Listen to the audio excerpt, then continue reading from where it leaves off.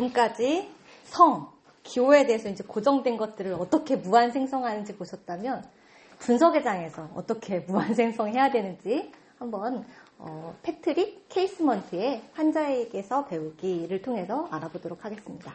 책이 리뉴얼 됐어요. 자, 인간 관계에서는 눈에 보이는 이런 의사소통만 하는 것이 아니라 아까 말씀드린 것처럼 무의식적으로 이런 의사소통을 하고 있다는 거죠. 자, 아까 네올루도프가 갑자기 그 배심원의 딱 자리에 가서 누굴 봤어요? 마슬로바 딱 보면서 과거에 내게 뜨면서 이 낯설고 오묘하고 난해하고 혼란스러움을 막 경험하잖아요. 근데 네올루도프만 그랬을까? 저도 있어요. 네. 나는 엄마가 너무 좋아. 근데 내가 그 우리 엄마 돈을 갖다 버릴 정도로 이렇게 엄마를 미워한 줄 몰랐어요. 그 사건을 마주할 때 낯설고 미쳤어. 혼란스럽고 난해하고 이런 경험들이 있단 말이죠. 겉으로는 이렇게 관계를 하지만 무의식적으로는 이런 공격성이 있다라는 걸 우리가 알아차렸을 때 너무 이질적이야. 그런데 우리는 그렇게 무의식적으로 관계를 하고 있다라고 이야기를 하는 거죠. 자, 그래서 그런 문제들 때문에 전통 정신분석에서 뭐라고 하냐면 분석가는 환자들의 문제를 관찰하고 해석해. 병리적인 문제 또 그런 증거들을 가지고 해석하는 사람이야. 그렇기 때문에 분석가는 어떻게 있어야 돼?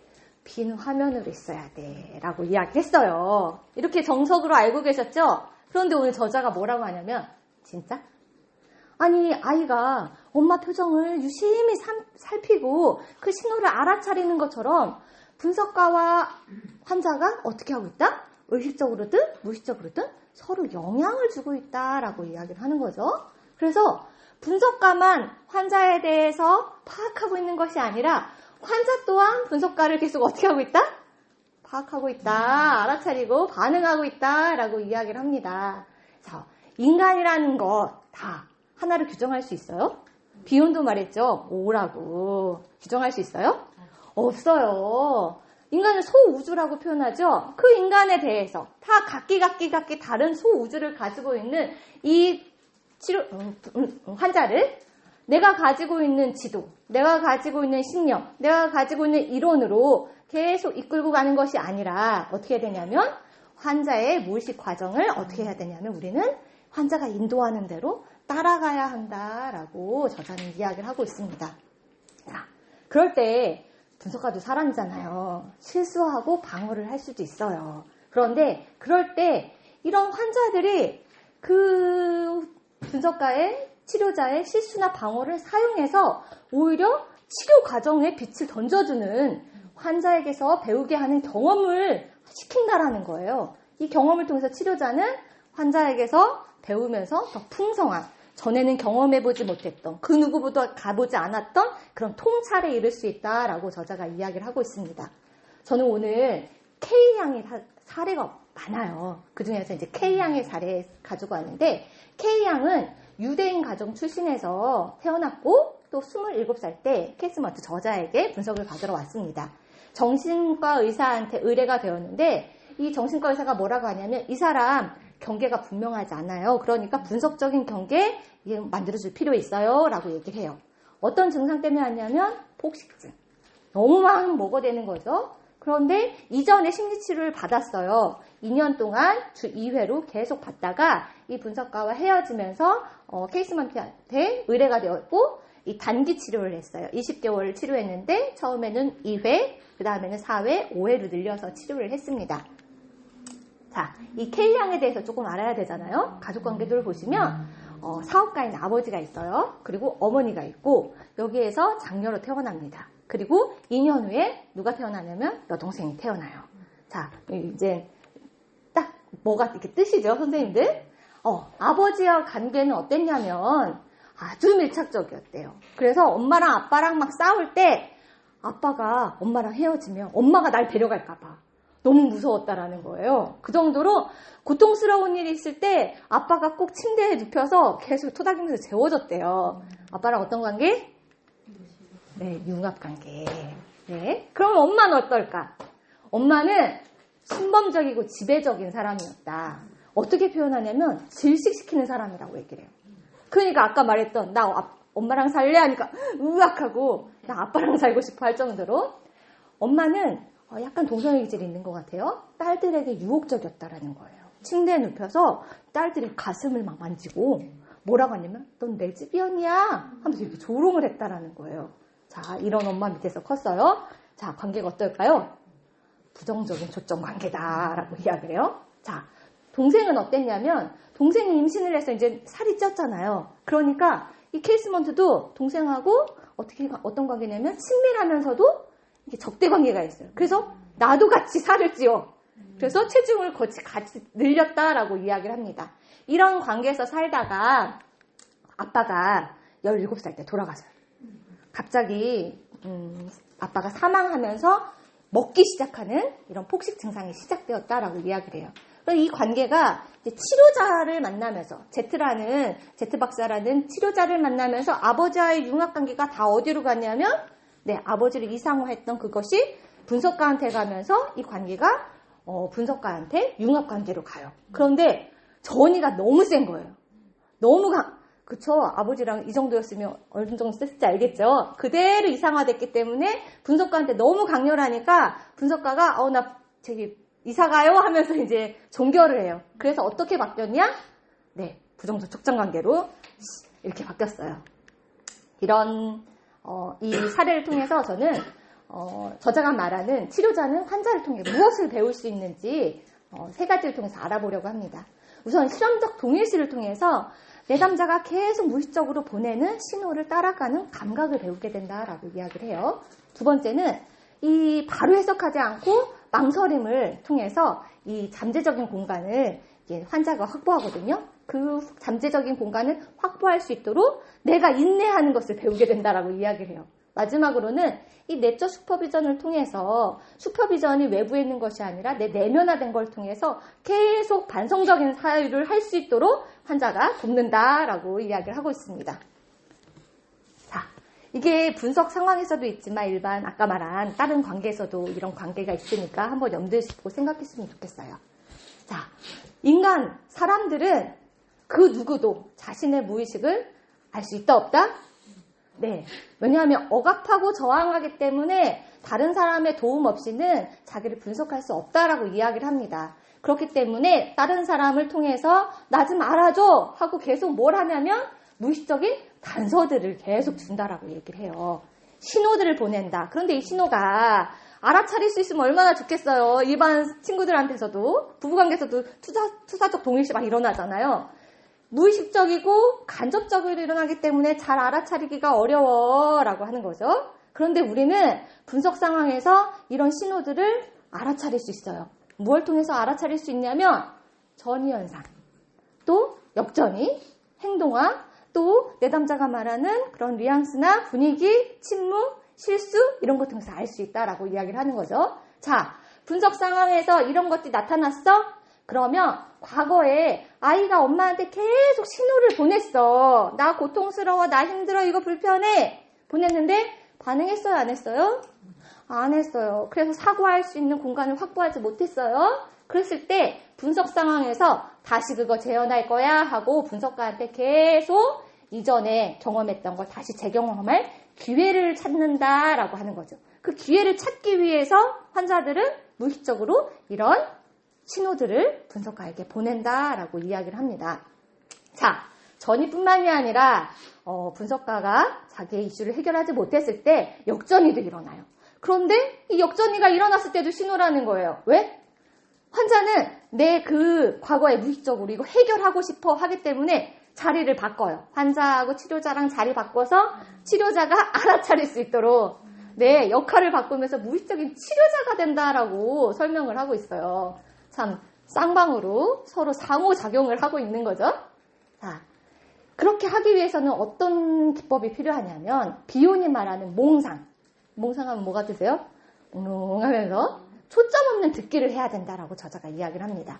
자, 초점 없는 듣기를 하기 위해서는 첫 번째 이런 공감. 우리가 다 아는 공감이에요. 낯설고 이지적인 것을 공감하는 거. 근데 그걸 넘어서서 타자성을 받아들여야 된다. 경험과 상당히 떨어져 있는 이런 감정, 경험 이런 것들을 그냥 내려놓고 열린 마음으로 받아들여야 된다라고 얘기해요. 말로는 무슨 얘기인지 잘 모르겠죠? 그래서 예시를, 자, 사장님이 나한테 화가 났어요. 이렇게 이제 환자가 와서 얘기를 해요. 그럼 어떻게 들어야 돼요? 사장님, 나 이렇게 딱 고정되어 있는 게 아니라 몽롱하게 비어서 열린 마음으로 누군가가 누군가한테 화났네. 압축과 전이가 일어나기 때문에 그 안에 사장, 나라고 했지만 그게 다 의미가 코드화된 게 아니라 뭐죠? 계속 무한 생성되고 있죠. 압축 대상이 있다는 얘기예요. 누군가가 엄마인가? 남편인가? 아니 선생님인가? 아니 아들인가? 계속 거기다 열린 마음으로 계속 생각 해야 된다라고. 그러면서 그 환자의 신호를 계속 따라가야 된다라고 이야기를 합니다. 자, 이것이 바로 실험적 동일시를 하는 작업이라고 이야기를 해요. 의식과 무의식을 어떻게 하냐면 그러니까 스스로 퇴행으로 들어가면서 그 내담자의 환상을 쫓아가면서 그 내담자가 어떻게 느끼는지 그것을 계속 탐색하는, 다른 입장이 되어보는 그런 과정을 거치는 것이 바로 실험적 동일시다. 그 실험적 동일시를 통해서 이 내담자가 진짜 하고 싶은 말이 뭔지 신호를 계속 따라가야 되는 거죠. 자, 예시입니다. K양이 아까 이 분석가한테 왔는데 무지하게 행동화를 해요. 계속 나를 행동화하면서 나의 반응을 계속 실험을 했다라고 이야기를 해요. 어떻게? 계속 아버지하고 융합관계였잖아요. 그러니까 방향을 제시해주는, 또 엄마가 계속 지배적이었기 때문에 방향을 제시해주는 사람을 계속 중독적으로 의존했어요. 그러다 보니까 분석가가 그걸 안 해주니까 어떻게? 밖에 나가서 사람들한테 조언을 구해요. 그리고 또 약물 치료를 하고, 야, 이 분석가 제일 힘들어하는 작업이죠? 턱에 어느 날은 안 먹어야 되니까, 폭식증이니까 보철기를 하고 왔어요. 보철기로 턱을 이렇게 붙들어 매고 왔다라는 거예요. 어떡하죠? 행동화, 아까 말씀드렸던 신호를 보내는 거죠. 행동화를 하고 있어요. 그래서 실험적 동일시를 해봤더니 어떤 느낌이 드냐면 나 통제해줘. 과거에 엄마가 했듯이 나 통제해줘. 이런 자꾸 신호를 보내면서 내가 그렇게 하게 만들더라는 거예요. 내가 행동화를 자꾸 야, 너 그거 하지 마. 이렇게 자꾸 제재하고 통제하게 자꾸 만드는 그런 느낌을 받은 거예요. 이거 지금 신호로 보내고 있구나 라고 생각을 한 거죠. 또 이전 치료자, 아까 이제 2년 동안 받았다고 했잖아요. 이전 치료자에 대해서 입장에서 제가 실험적인 동일시를 해봤어요. 그랬더니 환자가 크게 자기를 확 침범해오는 느낌이 들었다라는 거예요. 이런 강력함 때문에 종교를 했구나, 이런 것도 이제 알 수 있는 거죠. 그래서 이런 무의식적인 K양이 보내는 무의식적인 단서들 내가 어떻게 다뤄야 될지 이런 실험적인 동일시를 통해서 행동화를 담아주면서도 그 전에 사람들이 했던 것처럼 통제하는 방법으로 반복하면 안 되겠다라는 걸 분석가가 인지를 하게 됩니다. 자, 두 번째는 우리가 경험이 많다고 해서, 아무리 분석가가 경험이 많다고 해서 우리는 조금밖에 알지 못한다라고 얘기해요. 알지 못한다는 사실을 이제 막 알기 시작했다라는 거예요. 자, 이거 여기 엄마들이 별로 없으시네요. 애기들 키우는 엄마들 집에 보면 꼭 한 권씩 있어요. 어떻게? 내가 어떻게 키워야 될지 모르겠어. 그러니까 누구한테 의존해? 전문가가 쓴 책. 네, 필독서죠.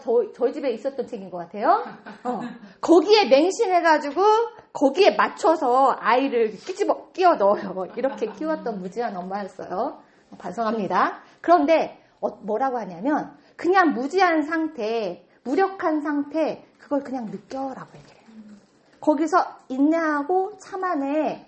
우리가 알지 못하는 상태를 계속 유지하고 계속 관계를 유지할 때 우리는 새로운, 전혀 다른 사람이잖아요. 그 이전에 내담자가 아니란 말이죠. 저 애가 셋이잖아요. 전 똑같은 방법으로 셋을 양육했어요. 무식하죠. 셋은 다 달라요. 아까 말한 인간은 소우주를 갖고 있는 하나하나의 객체이기 때문에 다른데 참 무식했어요. 그렇기 때문에 알지 못하는 상태를 유지하면서 이 아이는 어떤 특별함이 있지? 나에게 어떤 경험을 시키지? 이런 거 새로운 이해에 열려 있어야 된다라고 이야기를 하는 거죠. 자, 그래서 비혼이 뭐라고 하냐면 야, 네 욕망, 네 기억, 네 이해 다 버리고 특정 이론 하나. 야, 오이디푸스 컴플렉스네.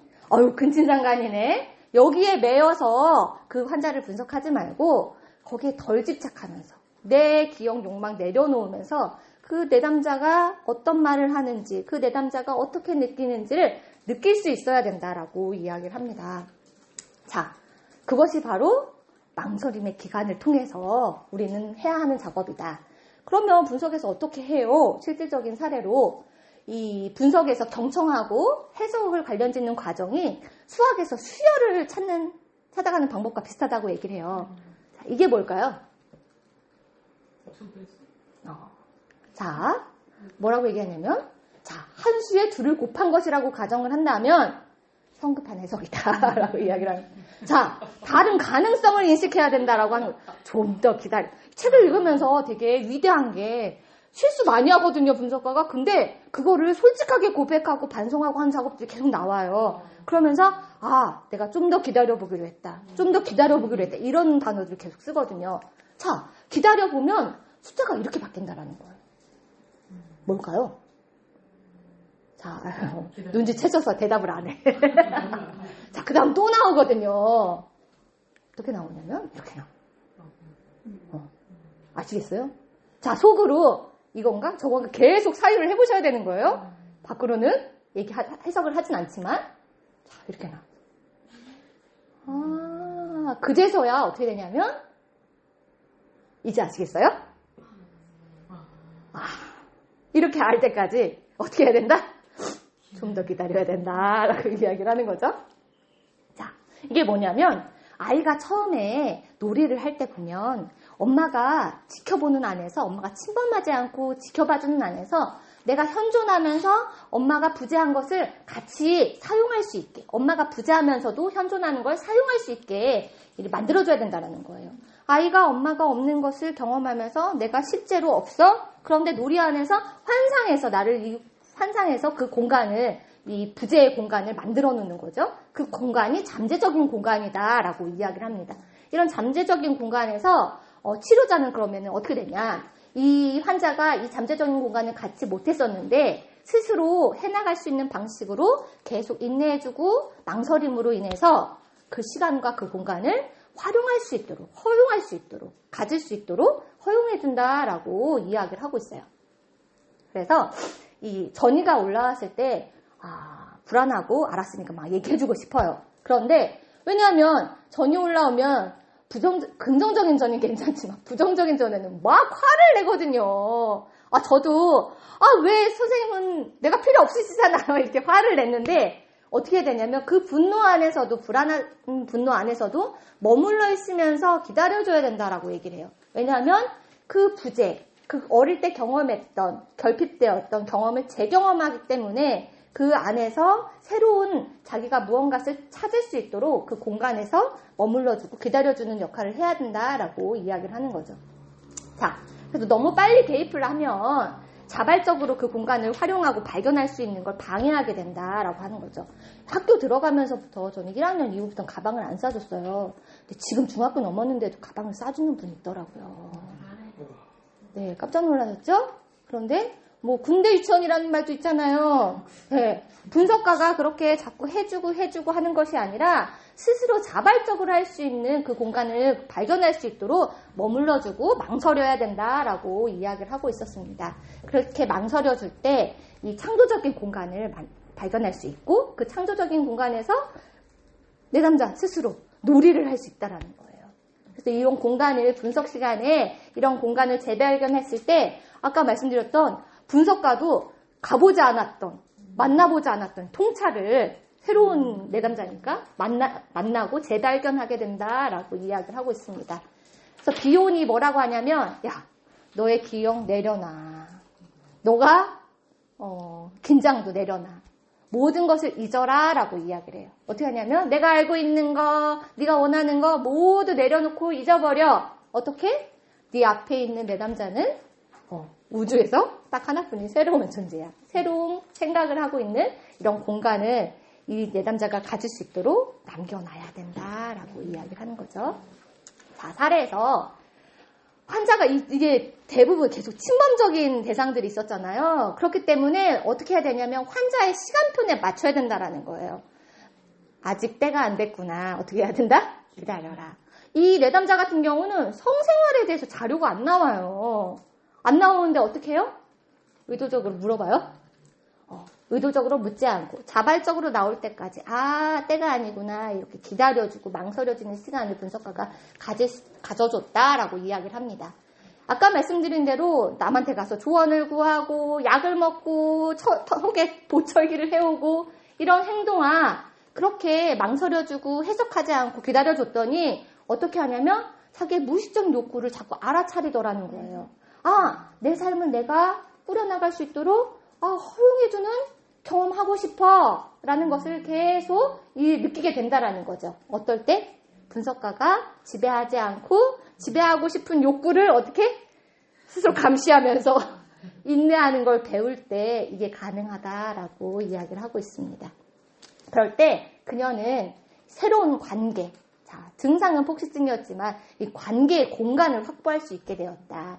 다른 사람한테 엄마한테 잘 보이려고 엄마한테 막 순응하는 존재였는데 그럴 필요도 없고 순응해야 된다는 강박적인 욕구 거기에도 저항할 필요가 없다는 것을 알아차린 거예요.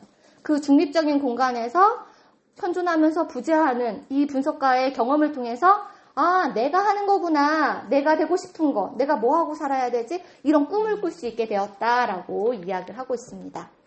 마지막으로는 치료 과정에서 환자의 건강한 노력인지 아니면 이거 병리적인 저항인지 구분을 할 수 있어야 되잖아요.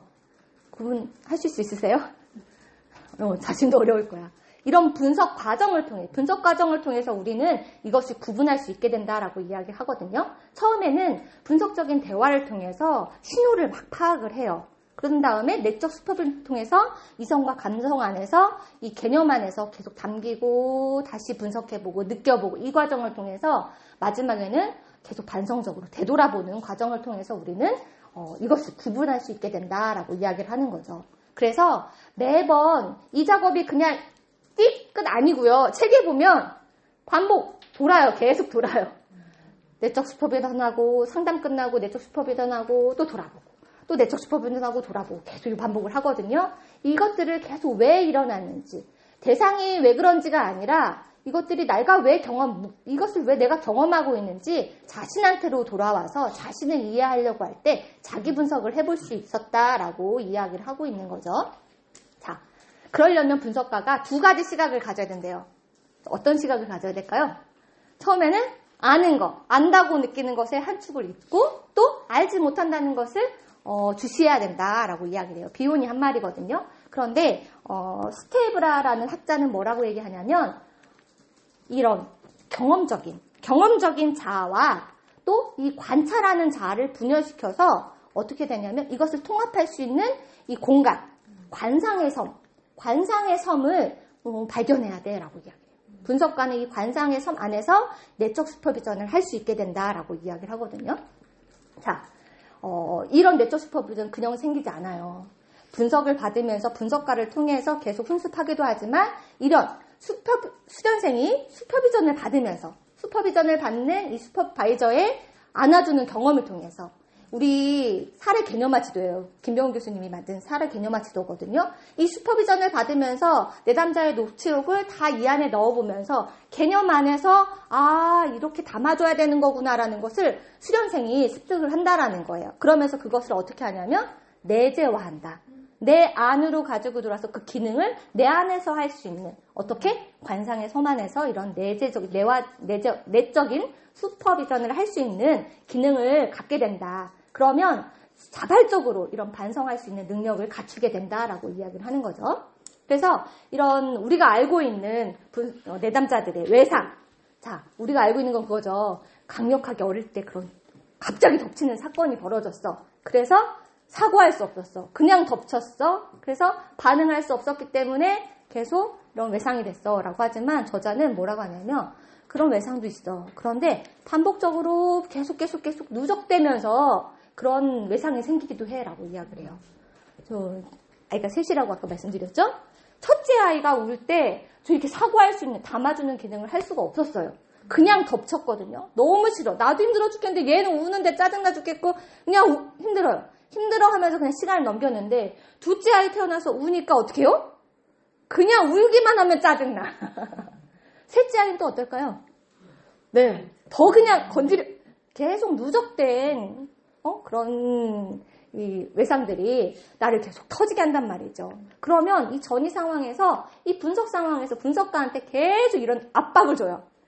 전이 올라오면서 막 압박을 주는데, 분석가도 사람이에요. 그럼 너무 불편하잖아요. 피한다라는 거예요. 어떻게 피하냐면, 규칙을 정해서 경직되게, 안전을 추구하면서, 이게 계속 무한으로 알아가려고 하는 것이 아니라, 아까 말한 코드화 시켜서, 고정시켜서 나 안전하게 이렇게 이제 갖고 있는 거죠. 두 번째, 그렇게 안 한다면 아예 경계를 무너뜨리고 내가 행동한 다음에, 이탈한 다음에 정당하고 합리화하는 방법으로 이 걸림돌이 된다라는 거예요. 그것을 분석가들은 피해야 한다. 그걸 또 그런 실수를 환자가 내버려두지 않는다고 아까 말씀드렸죠? 무의식과 무의식이 만나서 말하는 거기 때문에 그런 상황에서 환자가 무의식적으로 슈퍼비전 해준다라고 얘기해요. 분석가한테 슈퍼비전 해주면서 거울처럼 반영해주는 거죠. 선생님 지금 이러고 있어요. 그러면 어떻게 해야 돼? 알아차려야 된다. 뭘 통해서? 내적 슈퍼비전. 분석한 다음에 끝나고 슈퍼비전 스스로 하면서 되돌아보기 하면서 이걸 깨달아야 된다라고 이야기를 하는 거죠. 자, 내적 슈퍼비전 과정에서는 이런 게 있더라고요.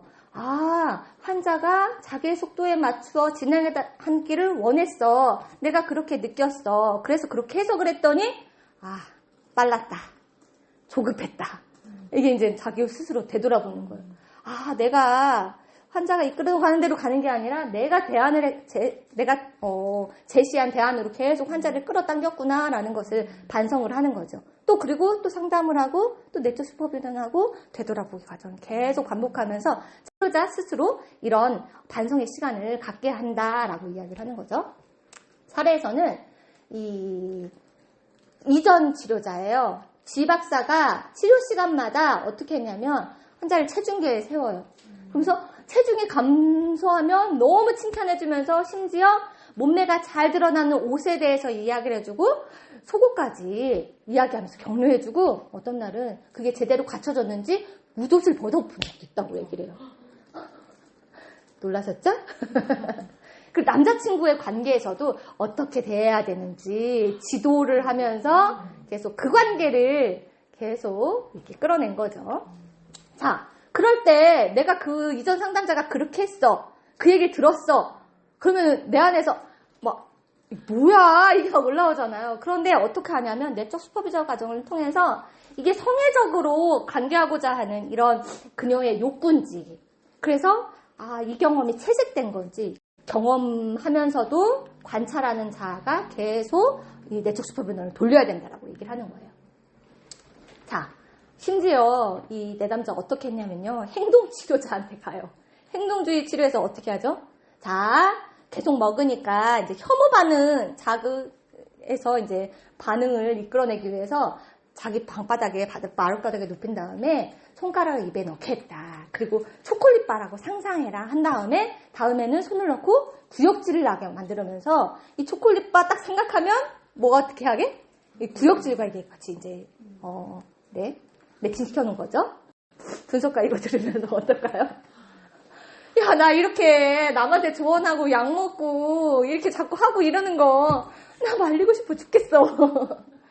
그런데 어떻게 했냐면 스스로 내 생각을 내려놓고 스스로 이것을 시작했으니까 어떻게 중단할 것인지 스스로 결정할 수 있게 계속 도와주기 위해서 이렇게 하려면 분석가가 계속 어떻게 해요? 내적 슈퍼비전하고 반성하고 계속 이 작업을 계속 했다라는 거죠. 이 케이스먼트가 뭐라고 하냐면 가장 혼돈스러운 회기 때 나는 해석하고 싶은 유혹이 있었지만 내가 그 관상의 섬에서 이 내담자를 생각하고 기능하는 이런 것들을 통해서 나는 참을 수 있었어. 내가 환자를 통제하려는 이 욕망을 느끼지 않을 때 나는 해석하게 됐는데 그것은 과거를 돌아보면서 얻게 된 해석이다라고 이야기를 합니다. 자, 그럼 폭식증 환자 어떻게 됐냐? K 양은 이 어머니한테 자기가 화를 못 낸다는 사실을 몰랐어요. 내가 엄마한테 화를 내고 싶은데 화를 내지 못한다는 것도 몰랐고, 야, 엄마가 내 안에서 암처럼 자라고 있기 때문에 이걸 제거하려고 이런 느낌도 전혀 몰랐다는 거예요. 그런데 아까 말한 이 망설임의 기간과 이 신호를 따라가주는 실험적 동일시를 통해서 이 공간을 확보하면서 이것들을 알게 됐다라는 거예요. 그래서 그녀가 뭐라고 하냐면 그녀가 과식할 때는 이 안에 있는 이 엄마, 이 나를 계속 침범하고 지배하려고 하는 엄마, 이 내면의 어머니에게 온갖 쓰레기, 음식 계속 집어넣는 행동이 이제 폭식증으로 드러난 것이다 라고 얘기하는 거죠. 우리 사디즘 아까 얘기 들으셨는데 과학적인 쾌락. 엄마한테 내면에 있는 엄마한테 쓰레기를 막 주면서 어떻게 하냐면 쾌락을 느꼈다라고. 자기가 할 수 있는 걸 한 거죠. 그랬다라고 하는 거죠. 그리고 또 남자친구 관계에서 아버지하고 이게 이제 신상이 이게 병합되어 있었기 때문에 근친상간적인 죄책감이 계속 올라왔다는 거예요. 그렇기 때문에 신체를 혐오감으로 만들면서 성적으로 접촉을 단련시키는 이런 죄책감을 피하려는 의도가 숨어 있었다라는 것을 아까 장장 행동하는 그 과정을 지난 후에 스스로 알게 되었다라고 이야기를 하는 거죠. 그래서 그녀는 정말 이 다음에 어떻게 했냐면 정말 자기가 상상하지 못할 방법으로 엄마한테 자신의 마음을 털어놨다는 거예요. 이게 가능한 건 분석가와의 새로운 관계, 재경험을 통해서 분석가가 자기를 통제하지 않고 침범하지 않는 재경험을 통해서 어떻게 다시 엄마한테 용기를 내서 말할 수 있었던 거죠. 털어놨더니 엄마가 어떻게 했냐면 받아줬다라는 거예요. 그리고 또 자신을 침범하도록 내가 계속 사람들을 이끌었구나라는 것도 알아차리게 되었다. 그 사람들의 문제고 그 사람들이 막 했다고 막 화를 냈는데 사실은 내가 그렇게 관계 역동을 만들었구나라는 걸 알게 됐다라는 거예요. 그래도 더 이상 자신을 침범하는 사람들 안에서 나는 무기력한 희생자로 남아있을 필요가 없구나라는 것을 깨닫게 되면서 어떻게 했냐면 이런 먹는, 폭식하는 증상들을 없앨 수 있었다라고 이야기를 하고 있습니다. 종합입니다. 자, 환자는 이 숙성되어 가고 있는 술과 같다고 비유를 하고 있어요. 숙성될 때 팽창이 일어나잖아요. 다시 그 술이 익어가려면 그 안에서 생명이 계속 샘솟으면서 아까 말한 무한 생성이 일어난단 말이죠. 그렇기 때문에 팽창이 일어날 때 분석가는 압력을 느껴요. 그럴 때 어떻게 해야 되냐면 그 압력에 담아주는 사람으로서 반응을 해주는 역할을 해주는 것이 분석가의 역할이다라고 이야기를 합니다. 자, 분석은 혼자 떠나는 여행이 아니라 함께 떠나는 여행이다라고 이야기를 해요. 그런데 이 분석 아까 보셨지만 팽창이 일어나기 때문에 힘들고 당혹스럽고 고통스러운 것이다. 하지만 그 안에서의 경외감도 느낄 수 있다라고 합니다. 그렇기 때문에 치료는 더디게 갈 수도 있고 중단될 수도 있지만 그럼에도 불구하고 분석가가 죽지 않고 살아남고 그 안에서의 담아주는 역할, 또 신호를 잘 캐치하고 또 망설여주는 기간, 또 계속 반성적인 사유를 통해서 진정으로 내담자가 자신이 살아있는 존재라는 것을 발견하고 창조성을 계속 발현할 수 있는 자신이 자신으로 존재할 수 있는 또 놀이할 수 있는 환자의 능력을 회복할 수 있도록 도울 수 있다라고 이야기를 하고 있었습니다. 강의 마치겠습니다.